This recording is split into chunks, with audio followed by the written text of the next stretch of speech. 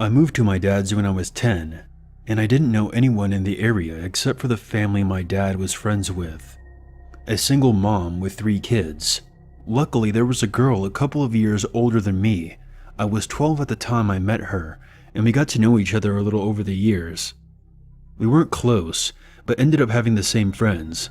One night, my friend Rob was hanging out with her and her younger brother. They happened to be in the house alone because my friend's mom was at work. Here's where things get terrifying. Her mom had been helping out this one lady through her work, and she got to know her fairly well. She found out that she had a sister who was in a mental asylum, but had been let out recently. The night Rob was hanging out with my friend, they get a knock on the door. My friend thought it was their mom. She knocks a certain way when coming in, and answered it without thinking. Rob wasn't supposed to be there, and took off through the window to his house down the road. He never thought twice about it.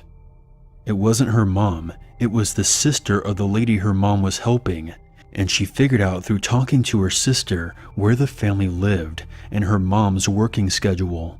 She came in, and this is where I don't know all the details, and I'm glad I don't. My friend's younger brother got away to the neighbors to call the police.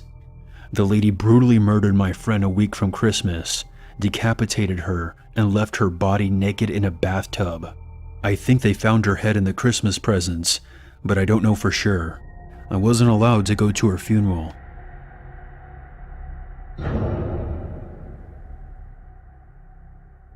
I was 12 when this happened. Usually, my youngest brother, who would have been 10 at this point, and I would walk home from the bus stop after school. Both of our parents worked, and we would spend a few hours home alone together before my mother got home from the senior center she was working for. We did fine on our own, and by then, I knew how to cook safely and to keep the house locked up, and the neighbors usually kept an eye out for anyone on the property. Normally, my little brother would be a bit ahead of me and make it to the house first. But this particular day, he had taken the bus to a friend's house. I walked home and into the house and went straight to the bathroom to have a pee, as was my daily routine after school. After washing my hands, I moved into the kitchen to find a snack. At this point, it hadn't even occurred to me that I didn't have to use my key to open the front door. The house was always locked when I got home. The only excuse I can make for this is that I was a teenager and I was just glad to be out of school. So, completely oblivious, I made myself a sandwich and sat down at the kitchen table to munch. A couple minutes passed, and I'm feeling pretty dang good to be home and enjoying my ham and cheese when I heard a noise at the back of the house. It sounded like a couple of footsteps. At this point, I started to freak out a bit and tried to remember if the door was locked when I came in or not. I couldn't remember. I began making my way slowly towards the back of the house where the sound was coming from. I heard it again. A couple of shuffling steps and then silence. There was someone in the back bedroom, my room, moving around. I sat completely still for a few seconds, trying not to make any noise, in order to not alert the intruder or let them know that a 12-year-old girl was home alone in the house. I heard the footsteps again. Whoever this person was, they didn't seem to sound like they were in a hurry, so I figured they must not have realized I was there yet. I carefully made my way out into the yard and the sunlight of 4 o'clock. I ran as soon as my feet were off the porch and got to one of the neighbors to come back over with me. He was a friend of the family that lived really close and kept an eye on our place a lot of the time. He told me to go into his yard and wait there. I had a clear view of my house from his yard, and I agreed that it was a good spot. He told me to call 911 if he wasn't back outside within 5 minutes. I waited in his yard for probably 2 minutes before I started thinking that he must be dead or dying, and I was debating on whether or not to call the cops when my neighbor came out of my front door with some guy I had never seen before. He had the guy's arms behind his back, and he was holding him. He shouted to me to call the cops, and I did, telling them what had happened. They showed up and took the guy away. I guess he was wanted in another county for breaking into multiple houses while people were away at work, vacation, etc. I'm really glad I alerted my neighbor instead of walking into the room. Or who knows what could have happened.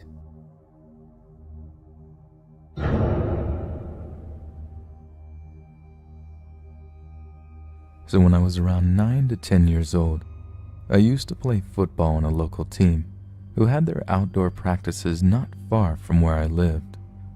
I'm a girl, by the way.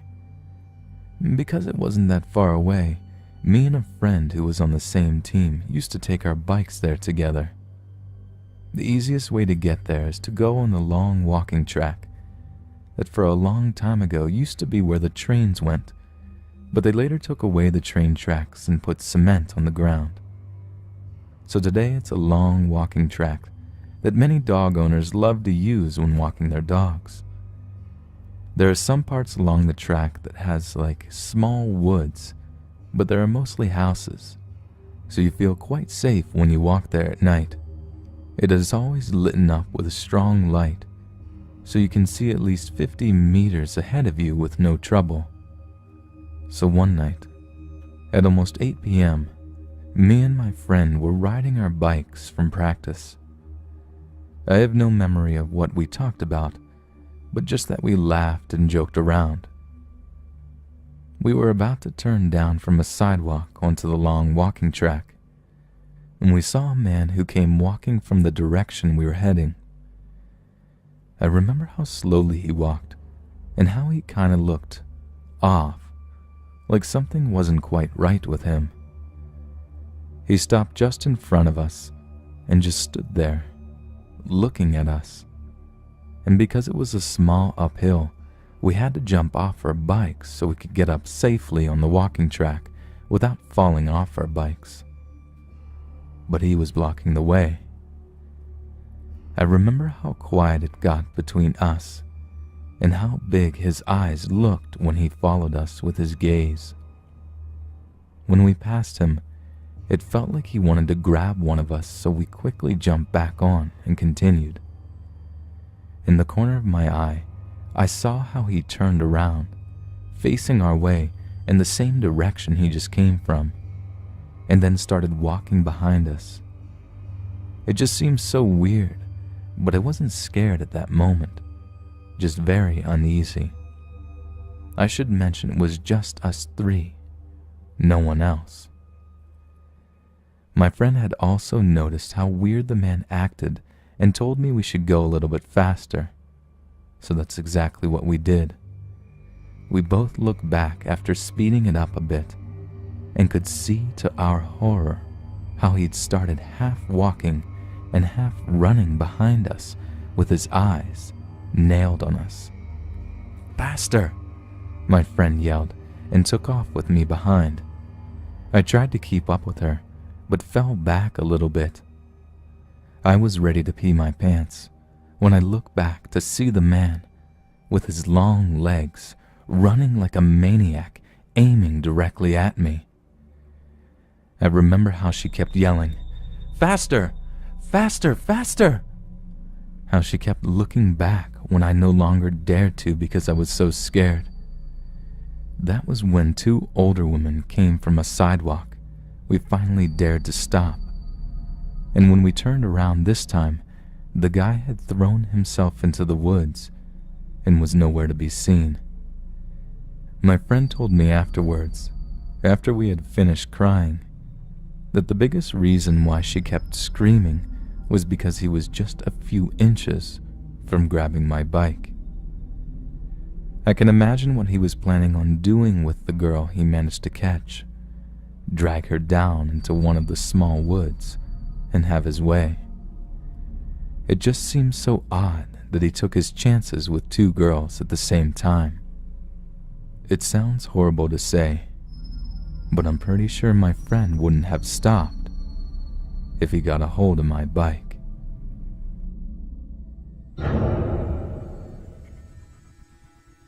Okay, so this happened a few weeks ago. Me and a few pals were going to hang out at my friend's house. There were about 6 of us. Anyway, we get there, a few hours go by, It's around 12. We decide a few of us will go play basketball at our local community centre. They had a recreational building meant for playing basketball, lifting, etc. We stay there until 4 AM, with various breaks in between. We go back to my buddy's house and hang out for another hour. One of my friends named Zach told me he left his keys in the college. I offered him a ride and he accepted. We go back to the college, but something was off. We saw 2 large white vans and a small white car. We drive through the long parking lot to the end where the vans are. We are just looking at the vans. I turn to my left and outside the window there was a man, about 10 feet away. This was no ordinary man. He had to be 6'7" and was wearing all black. He also had leather jackets and pants, black gloves, and even that wasn't the most off thing about him. He had a black, white and red mask. He was also holding something. Zach and I still don't know what it was. We kind of debate over it. It could have been a bat, but it also could have been a stick. Zach and I had too much adrenaline at the time. He was speed walking towards my window. I booked it. I slammed my foot on the pedal and did a U-turn and sped out. We saw another one that looked just like him in the parking lot beside us. We just assumed that there were more because they had to come in their vans. We still don't know who it was though.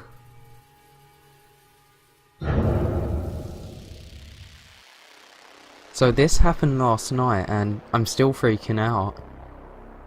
My roommate had gone up to Fort Hills to spend Christmas with his family and they were there for about 3 days. On the 27th around midnight, he asked him if I could pick him up because he doesn't really want to stay another night. I don't mind. We've been best friends for 4 years, so I'm used to driving him to the city. Now a little backstory. I live in a small rural area and there are only 2 ways to get from our town to the next city, both of which take an hour-and-a-half road trip. One road is the main highway but doesn't lead to the foothills, so it would take me 2 hours to reach him that way. The other is a back road that leads straight to the foothills, so naturally I took that road. Now this road is surrounded by nothing but deserts for about 20 miles with the occasional housing development, so it's very dark at night. It's also very secluded and less taken. The only reason you take it is to go to the foothills, the college, or you are leaving the country, nothing else. There are about 4 cars total that's going the way I'm going while driving and they passed me within a few minutes. So the speed limit is 65 miles per hour and I'm going 55. Something's wrong with my car, by the way. It shakes if I go above 60. But to the point, after a while, it's just me driving. About 15 minutes into the drive, I see a car coming from behind me. I pay no attention to it because I figure I'll just let it pass me like the other cars do. It comes up behind me and is right up on my back. I'm more confused to say the least, and I'm a little scared. Why is this person directly behind me? Why is he behind me when I'm in the slow lane only going 55? I didn't go faster and I don't move, which I guess egged him on, because they kept turning their lights on and off and started swerving behind me. Now, I'm thoroughly freaked out and keep hoping that they'll either leave me alone or another car's going to drive by. Neither of those things happen. They do this all the way to the foothills. I think, okay, they're either going to keep following me or turn somewhere else. They kept following me. I'm nearing the exit where my friend is, so I'm afraid they're going to see where my friend lives and hurt them. So I call my friend and tell him to meet me at the convenience store because I wanted to get something to drink, not telling him that I was being followed. I get to the store and watch the car pass by the store, and finally calm down, thinking it was just some arsehole messing with me. For about half an hour it's fine. It's just us talking about what we did during the holidays and joking around and stuff. I had completely forgotten about the car. until it started happening again. Now, the reason I didn't tell my roommates to begin with is because he kind of has a temper, so instead of being scared, he'll get really pissed. Not only at the car, but at me for not telling him before. He's screaming for me to stop the car so he can deal with this arsehole, and I'm refusing out of fear. The thing is, my roommate is 5'10" tall, bodybuilder, so he's a pretty intimidating guy. I, on the other hand, well, I'm 5'6" and disabled, with the only thing going for me is that I can carry a hatchet everywhere I go. So he's used to scaring people off. I tell him no, that we're going to the police station in our town, and he calms down a bit. As we get to the station, the car disappears. We sit there for 15 minutes seeing if he circles back. Now in hindsight, what we did was kind of stupid because we didn't go into the station and ask for help and just went home without thinking that he might be waiting for us to leave. We're constantly looking behind our shoulders while we are driving, making sure that no one follows us, and when we get home, we thought they were gone. Now, this is the scariest part of all, which still scares the shit out of me. We had been home for hours and my roommate was already passed out in the room and I was the only one awake. It was about 4 in the morning and I'd gone to the restroom, which was right across the hall from my room. Now, the way to our house is set up that the kitchen and living room are now separated by a wall with a 4-foot wide space as an entrance, and the living room is connected to a 10-foot long narrow hallway. Now, from the living room, you can't see most of the kitchen or past 2 feet in the hallway, and from the hallway, you can't see half of the living room when it's separated by the bathroom. I get done in the bathroom and I see headlights flashing through the living room window. I'm in the hallway, too afraid to move and get my phone or wake up my roommates. I'm too scared to do anything, but my bedroom door is open, so I softly call for my dog, knowing he barks at anything that moves, hoping that will scare them away, as I thought once he sees the headlights he'll go fucking nuts, but he's short so he can't reach the window, so he's in the middle of the coffee table barking. I see the lights turn off and wait for about 5 minutes before he starts barking in the kitchen. My roommate is now awake, asking me what the fuck the dog's barking at. I tell him and he goes back into the kitchen to get his boxer on his leash and tells me to get in the kitchen and get the phone and the hatchet. As I'm getting my stuff, I hear a thud against the door, the back door, and then another. He's trying to kick the door in. I call 911 and explain the situation. They say that there'll be 10 minutes. I get back to my roommate and we head to the kitchen where he opens the back door and in stumbles 2 guys about my height, all dressed in black.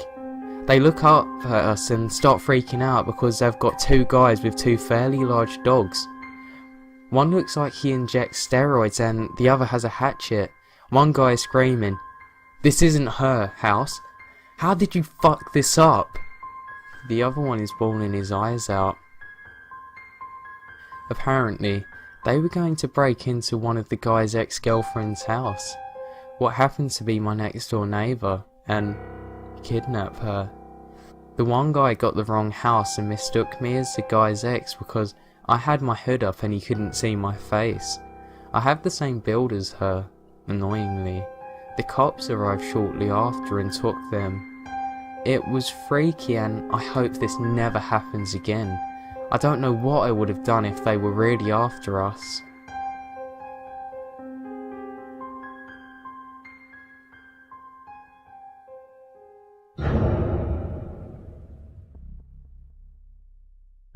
This took place when I was 8 years old, so I apologize if the story and the chronology are a bit spotty. I didn't have an in-depth understanding of all that was going on at that age. My friend and I were walking around, just messing around in the snow, when we ran into a cop who said that something was going down and they were chasing someone, and asked if we had seen anybody. We actually didn't, but we were 8 and wanted to be helpful. So we said, yeah, we did. We saw a girl run down the path right there. We didn't think much of it after that and just continued on. After a while, I got cold, so I parted ways with my friend and went home. I spent the rest of the night watching television in my living room. I woke up in the middle of the night to about 3 or 4 cops in our living room, speaking with my mother and my terrified sister. I asked my mom what was going on, and one of the cops filled me in. Apparently, there was a drug-related incident happening the day prior, where a couple of junkies or dealers were running from the police. The 3 junkies had been coordinating over walkie-talkie in our neighborhood to evade the police. At some point during the night, the woman entered our house. The police sketch actually looked a lot like the junkie lady that crushed her husband's head with an ATM in Breaking Bad. According to my sister, she came down the stairs where she was reading a book, which means that the woman entered through our front door, which leads into our living room where I was. Neither me or my sister noticed her, as we were intent on whatever we were doing. The woman snuck past, changed into my mother's clothes, dumped her drugs in a drawer, and left her clothes in the guest bedroom. She tried to sneak past my sister again, but my sister saw her and freaked out. Of course, the woman grabbed her and tried to silence her and calm her down, telling her that she was just checking out our house and that she knocked, but no one answered and she let herself in. My neighbor, however, saw this woman enter our house and called the police right away. The police arrived at our house to see one of the junkies trying to get into our house through the back door to meet up with her friend, and found my sister being held by the woman already in our house. Why she never left, I have no idea. They arrested them on the spot and searched the rest of the house for anyone else. After telling us this, they took us down to our guest bedroom, where we found all the drugs and her clothes hidden under the bed.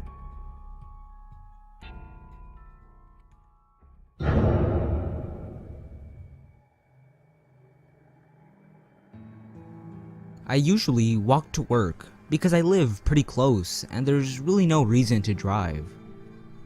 I live in a good-sized city and I've never had any problems before. Well, on this morning, I walked to work as I often do with earbuds in. Not smart, I know, but like I said, I've never had any problems. To give more of a picture, I'm a 5-foot-tall girl and not very big. I was a couple of blocks away from my work when a guy came out of nowhere, and out of the corner of my eye, I could see him meet my pace, and he began making hand motions. Annoyed, I pulled out my earbuds and looked at him. At this, he smiled creepily and stepped closer to me. He was taller than me, and he was stocky. "Hey, did I go to high school with you?"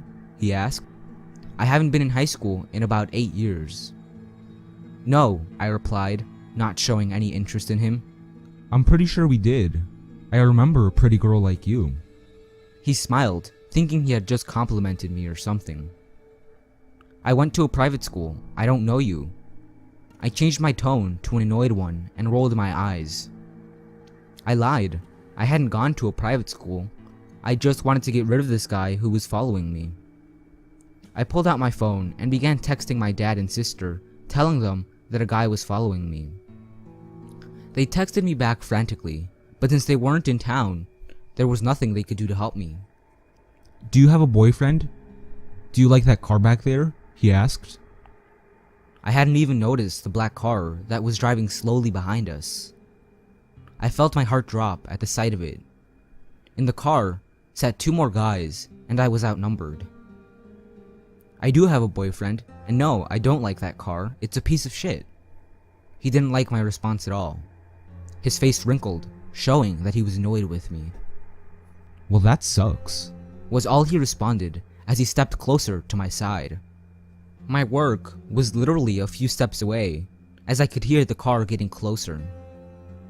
I didn't want these guys knowing where I worked, but the building right beside the one I worked was abandoned, and he knew it too. The more we walked, the more he tried to get me closer to the abandoned building. especially by the broken windows. In the parking lot, I saw one of my good friends and yelled for her. "Hey, Jess," I yelled, getting her attention. She turned and saw me.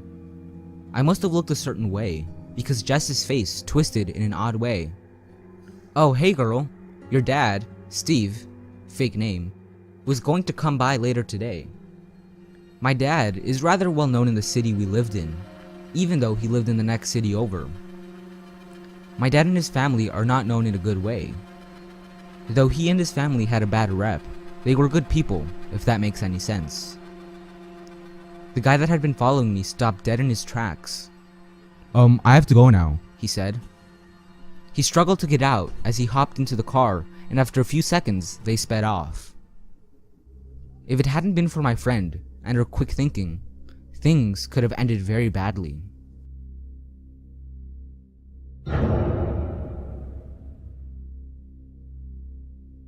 This happened in my old elementary school, which is pretty much right behind our house.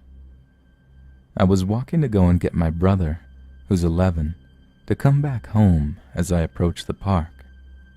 He's nowhere in sight.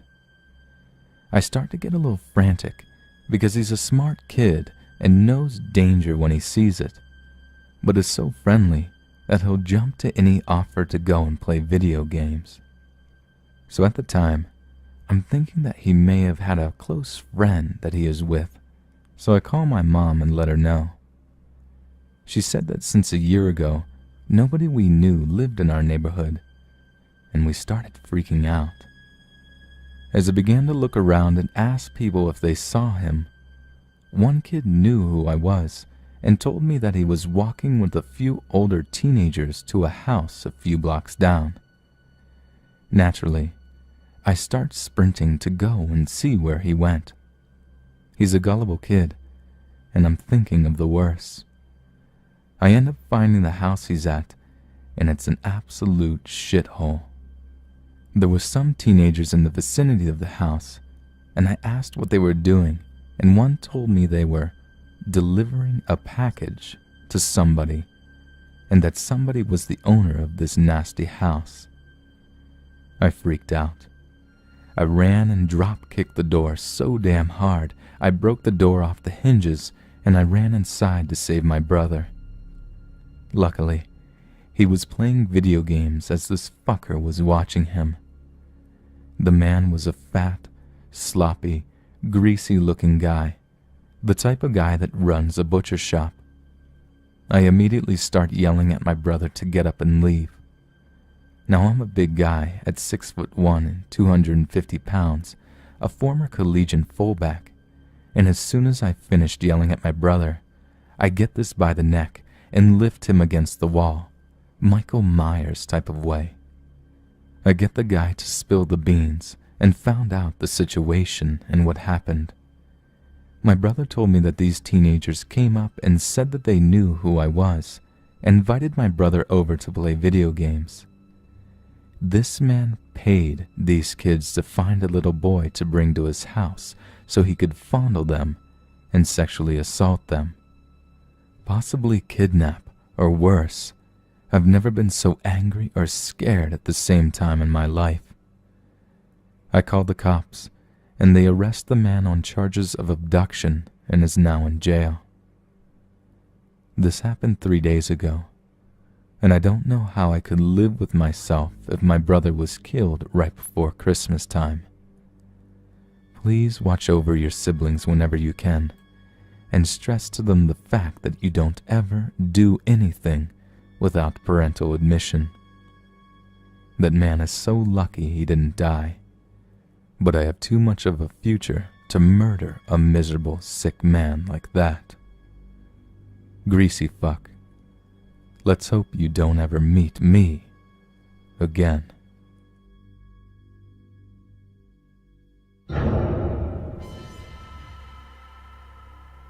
I've had a few experiences with some creeps, however this just happened and I really do think it's worth sharing. On Saturday night I had dinner with a few friends, and afterwards I started to go back to the Upper East Side where I live. I had just gotten off the subway, and when I got up to the street, I noticed a young girl, early 20s maybe, leaning against a wall crying. I also noticed that she was pregnant. Being the sensitive person I am, I kept looking at her and debated whether I should say something. But she noticed I kept looking at her and she approached me. Let's just say that it was like 12 degrees Saturday night in New York, and this girl was wearing a t-shirt. Just a t-shirt. So I became concerned that she was in trouble. She introduced herself as Katie, and told me that she was 7 months pregnant and homeless. She asked if I could get her a hot chocolate or some hot beverage from the D and the D down the street. I didn't want to be insensitive, because that's not the kind of person I am, so I offered to give her some cash instead. To be honest, I was just tired and wanted to go home, but I did want to help her. Now this is where it got a little bit weird. I take out my wallet, and she clearly sees that I have, and not trying to sound spoiled or like a brat, a few $100s in cash and credit cards. However, she declines and says that she would much rather prefer the hot drink. I say, I'm so sorry about your situation, and I wish I could help more, but I really need to go home. And I held out a $20 bill. She keeps insisting, telling me it's only a few blocks away. Again, I tell her I can't, and hold out the money. She declines once again, but I can now see that she's starting to get aggravated. I apologise again, wish her well, and start to leave, when my curiosity gets the better of me. I see her leaving and going in the opposite direction of the D&D. I then made probably the worst decision of my life, however I don't regret it. I followed her. Something was off about this girl, and I wanted to see what she was up to. She was probably 5'4"-ish, and I'm a 5'10" female athlete. The streets where we were walking down was crowded, and I managed to be unseen as I followed her. After maybe 5 minutes, she turned the corner and went up a street. The street was seriously shady as fuck. It was dark and it was empty. I decided to stay back but kept looking around the corner, only to see her go in what seemed like an alley.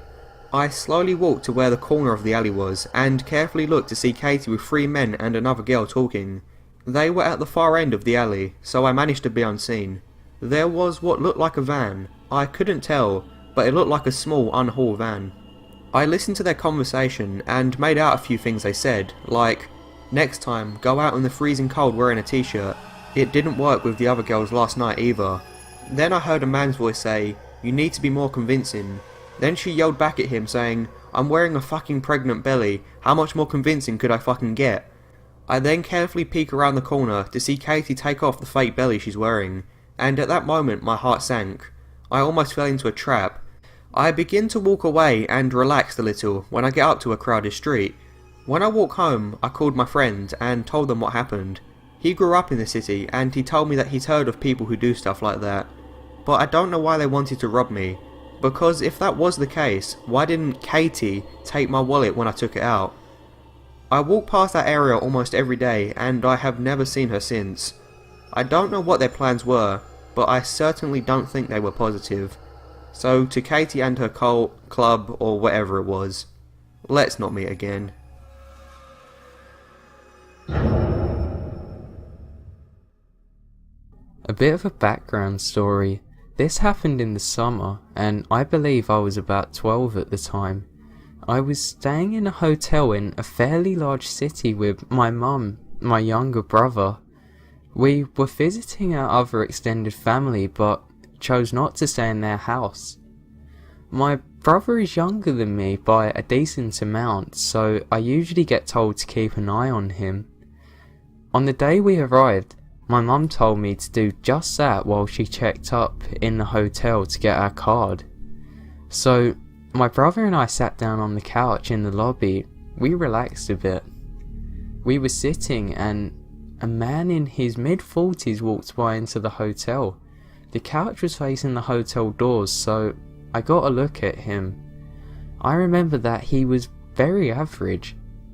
Describing his features in detail could generate several images. The guy comes in and sits down on the couch opposite us. I didn't think anything of it until I realised that he didn't go up to the counter at first, he just come in and sat down. This made me feel a little uncomfortable. I thought that he might have followed us in. Thankfully, my mum called us over and told us that our room was ready. We left the lobby and went to our room. Shortly afterwards, we left the hotel to go and meet family. I forgot about that man for the rest of the day. We returned at about 7, and my mum told us that we could go swimming in the hotel pool. We all went to our rooms, changed, and went to the pool. A few minutes after we got in the water, the same man as before walked past and sat down. He was wearing jeans and a sweater. He definitely wasn't going swimming anytime soon. Again, we didn't think much of it until I could see that my mum was visibly worried. She pointed him out to me and she said that if he didn't leave within 5 minutes, we needed to go back to our hotel rooms. 5 minutes passed. He was still there, so we got our things and left. By then, it was close to 8. We bought a rented movie to watch, so we planned to watch that and go straight to bed. I noticed that my mom was a little on edge because of the man watching us, and I got a little more worried myself too. Halfway through the movie, my mum got up and went to the shower. While she was in there, someone knocked on the door and said, "Housekeeping," in a high-pitched voice. I thought it was weird that the cleaning staff were coming this late, but we needed another towel, so I answered the door. I wish I hadn't been that stupid. It was that creepy man. He gave me a smile and a little wave. I just stood there. My mind automatically went to the worst possible situation. Kidnapping, rape, torture, etc. I heard the water in the shower turn off. He stood there as well for a moment, then he spoke. How was your swimming?" At that moment, my mum came out of the shower. She saw the man at the door, pulled me back and slammed the door. She locked it. Then she called for the front desk from our hotel to report the guy. I told her just call the police, but she didn't listen. She then requested that we switched rooms. I then heard footsteps stomping down the hallway away from our room. Thankfully, the guy left. After that, we switched hotel rooms and didn't see the guy again over our stay. I just thank God that he wasn't vicious, because he could have easily overpowered my mum and my siblings. God knows what would have happened if this guy was violent too.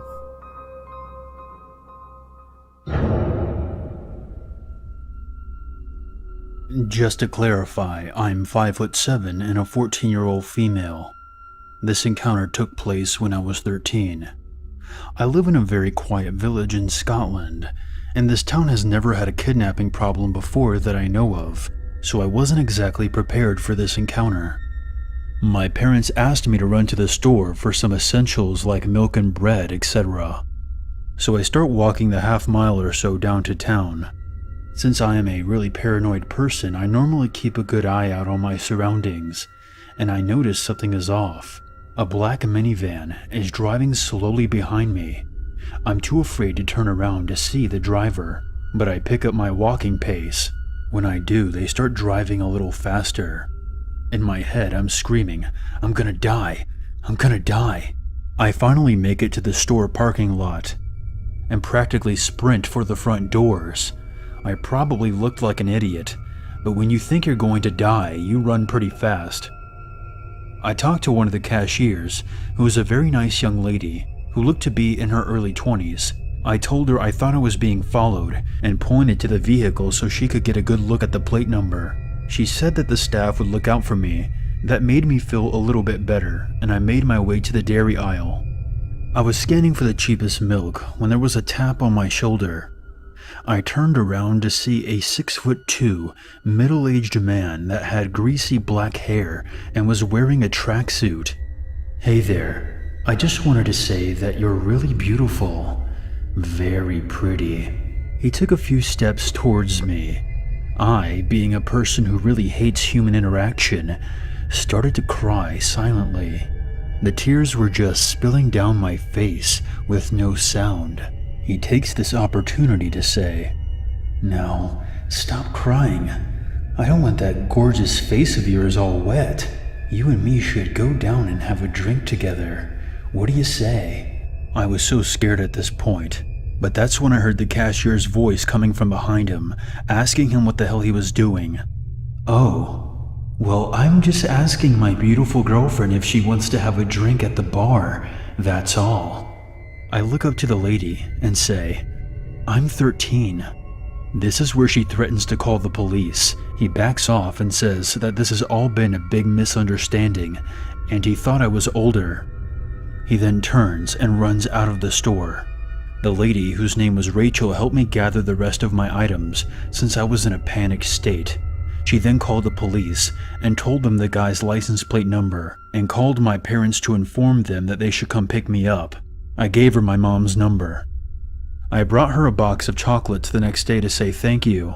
I don't know what happened to the man, but I hope he's in police custody, where he belongs.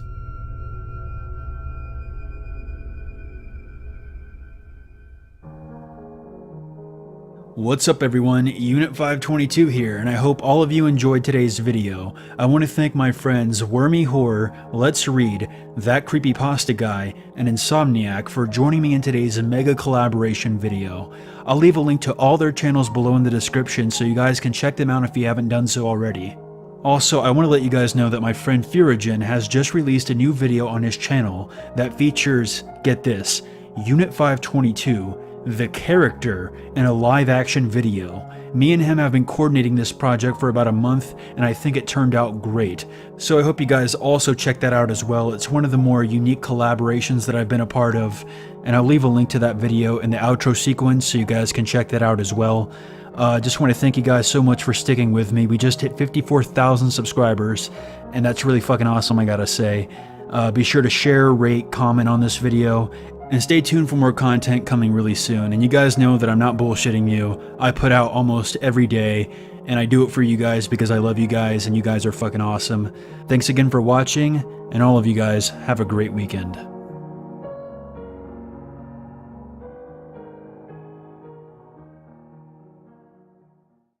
There's always a reason to be afraid.